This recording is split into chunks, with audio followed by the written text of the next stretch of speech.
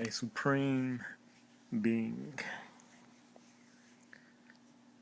Have I spoken on a supreme being?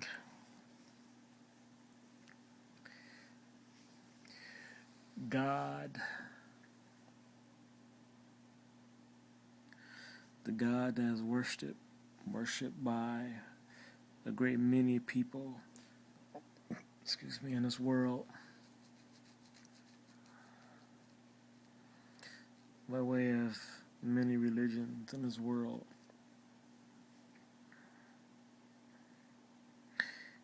It's thought of as being a supreme being.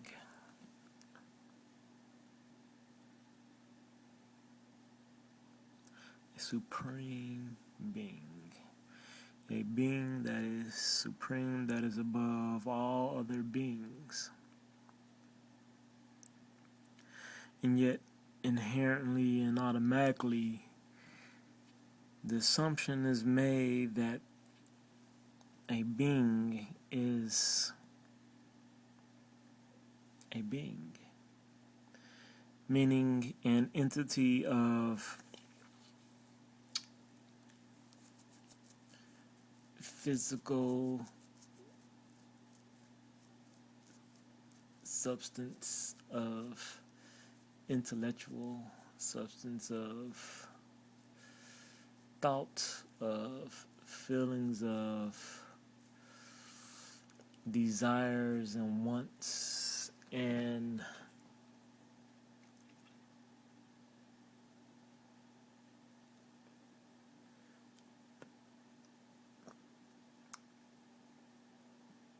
a purpose-driven plan behind all things that this being created.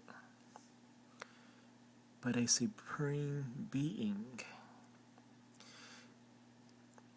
There are many things that there are many things that are said to be. There are an innumerable amount of things which are said to be. Out of all those things in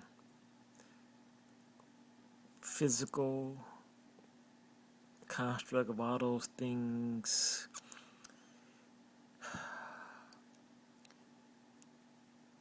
that are beyond the physical, all those things that are esoteric, all those things that are solid and non-solid, of all those things which have a state of some form of being that can be spoken to, that can be known, that are unknown, but in actuality exist within the ether of truth. What is the most supreme being?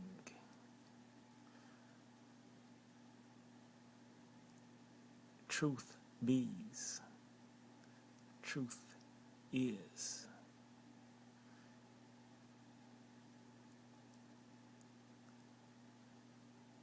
There's a being in an existence. The being, the existence of truth.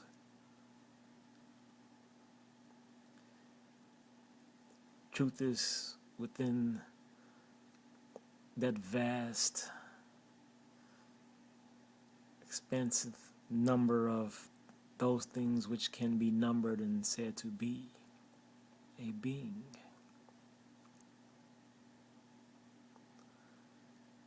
So one who believes in a supreme being, it is coming up with that which is the most supreme of all beings. Supreme being.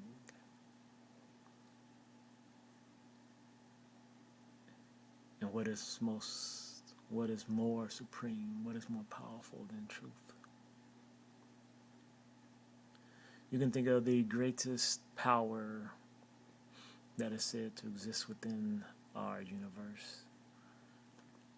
dealing with black holes and quasars and such things of nature.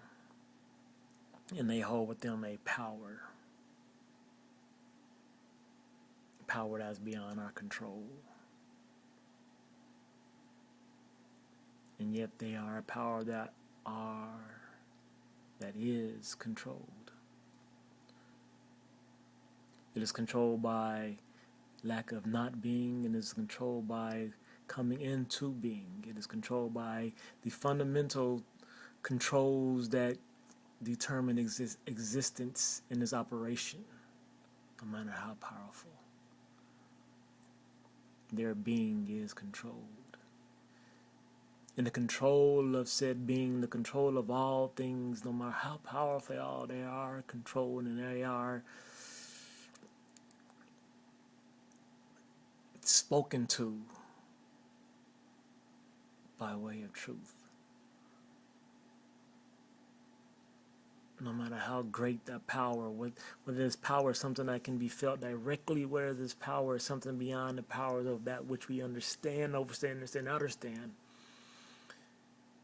it is still spoken to. It is still spoken to within the existence of the ether of truth. Once its existence is there, where there is anyone around to speak of it, it is spoken to by way of truth. Before its existence has come into existence, it is spoken to by way of truth. Truth speaks whether it can be or it can't be.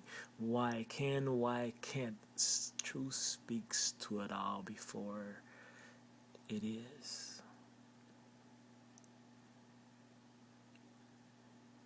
And yet when we seek to apply this same standard to truth itself,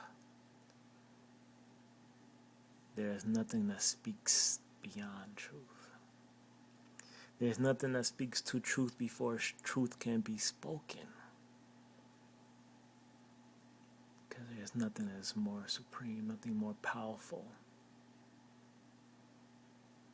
There is nothing of greater power than truth. The supreme being.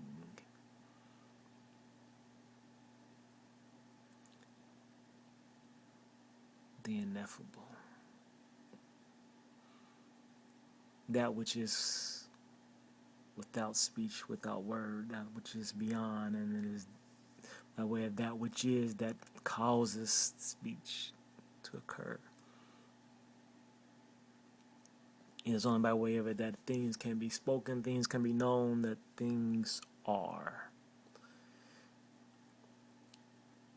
It is within the ether of truth that all things are. It is only by way of the ether of truth that all things are.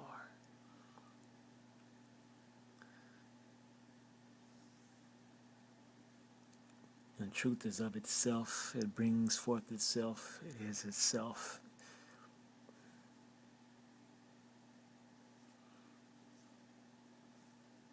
It is when there isn't. It was before there is. It will be when there isn't. The supreme being.